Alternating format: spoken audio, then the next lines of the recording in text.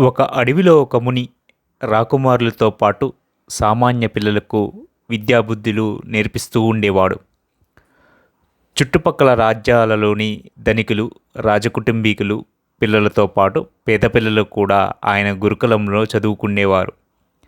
ఆ ఆశ్రమంలోని కుల మత విచక్షణలు, ధనిక పేద తారతమ్యాలు ఉండేవి కావు. ఆ ముని దృష్టిలో అందరూ ఒకటే. ఆయన గురుకులంలోని విద్యార్థులు కూడా అన్నదమ్ములు కలిసి ఉండేవారు. ఒకసారి ఆ మునికి కొత్త ఆలోచన వచ్చింది.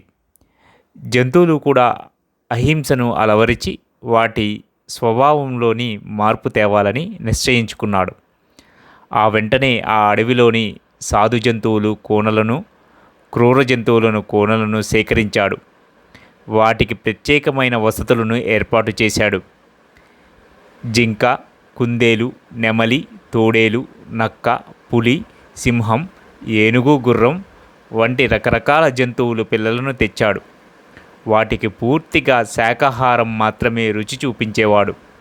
ఆ జంతువులు, పక్షులు కేవలం గింజలు, ఆకులు, అలములు, కందమూలాలు తింటూ సేకరించటం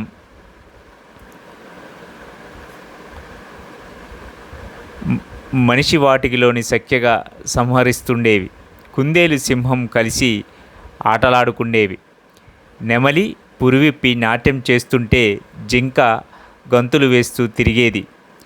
ఏనుగు మీద పులి కూర్చొని ఆడుకునేది. ఈ జంతువులన్నీ పంట చెరుకు తీసుకురావటం, కందమూలాలను సేకరించటం, కాయగూరలు, ఆకుకూరలను తెంపుకురావటం మునికి చేదోడు వాదుడుగా ఉండేవి. ముని శిష్యులు కూడా ఆశ్రమంలోని చదువుకుంటూ ఏమాత్రం భయం లేకుండా క్రూర జంతువులతో ఆడుకునేవారు. ఆ దృశ్యం ఎంతో చూడముచ్చటగా ఉండేది. ముని తన ఆలోచనకు తానే మురిసిపోయేవాడు. తాను తీసుకురావాలన్న మార్పులను తన ఆశ్రమంలోని విజయవంతంగా తీసుకురాగలిగాను అని సంబరపడిపోయాడు. ఈ వింతను చూడటానికి రాజ్యాధికారులు, చుట్టుపక్కల ఉన్న ఆశ్రమంలోని ఉండే మహర్షులు వచ్చేవారు. వారంతా మునిని అభినందించేవారు. ఒకనాడు ఒక వృద్ధ సాధువు ఆ ముని ఆశ్రమానికి వచ్చి, నాయనా, నీ ప్రయత్నం చాలా బాగుంది. కానీ పుట్టుకతో వచ్చిన స్వభావాలు వారి మరణంతో గాని పోవు. ఇక్కడ ఉన్న క్రూర జంతువులు తమ స్వభావాన్ని మార్చుకున్నాయి అని నేననుకోను. జాగ్రత్త నాయనా అంటూ హెచ్చరించాడు. వృద్ధ సాధువు హెచ్చరికను విన్న రాజ్యాధికారులు, సాధువులు ఈ జంతువులు అహింసను ఎంతవరకు పాటిస్తున్నాయో పరీక్షించాలని నిర్ణయించుకున్నారు. మునిని ఆశ్రమానికి దూరంగా ఉంచితేనే తమ పరీక్ష సజావుగా జరుగుతుందని తలచి మునికి తమ ఉద్దేశాన్ని వివరించారు. ఎప్పుడూ ఆశ్రమంలోని గడిపే ఆ ముని ఆశ్రమంలోని పెరిగే సింహాన్ని దగ్గరగా పిలిచి, నేను రాజుగారి ఆహ్వానం మేరకు అంతఃపురానికి వెళుతున్నాను. రావటానికి 2 దినాలు పడుతుంది.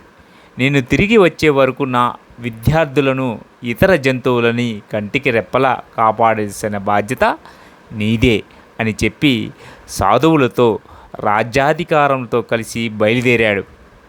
ఎంతో కాలంగా ఆకులు, అలములు తింటూ కాలం వెళ్ళబుచ్చిన ఒక్కసారి మాంసాహారం రుచి చూస్తే ఎలా ఉంటుందో అనుకుంది సింహం. అంతకుముందు ముని ఎప్పుడూ ఆశ్రమంలోని ఉంటూ ఉండటంతో సింహానికి ఆ ఆలోచన కూడా రాలేదు. ఆలోచన రాగానే ఇక ఆలస్యం చేయకూడదనుకోలేదు. వెంటనే తన పంజాను జింక మీద విసిరింది. దాన్ని చీల్చి తినసాగింది. ఆ దృశ్యాన్ని చూసిన ఇతర జంతువులు భయంతో పరుగులు పెట్టాయి. సింహం పెద్దగా గాండ్రించింది. రక్తం రుచి దానికి బాగా నచ్చింది. దూరంగా ఆడుకుంటున్న శిష్యులు భయంతో చిట్ట మీదకి ఎక్కారు.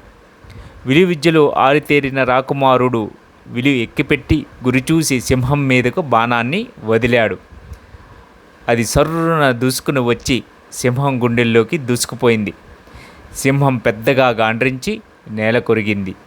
మరుక్షణమే ఈ దృశ్యాలన్నింటినీ దూరం నుంచి గమనిస్తున్న ముని, రాజ్యాధికారాలు, సాధువులు అక్కడికొచ్చారు. మునికి తన తప్పు తెలిసి వచ్చింది. క్రూర జంతువులను తమ స్వభావాన్ని మార్చుకోవని గ్రహించి ముని తన ప్రయత్నాన్ని అక్కడితో విరమించుకున్నాడు.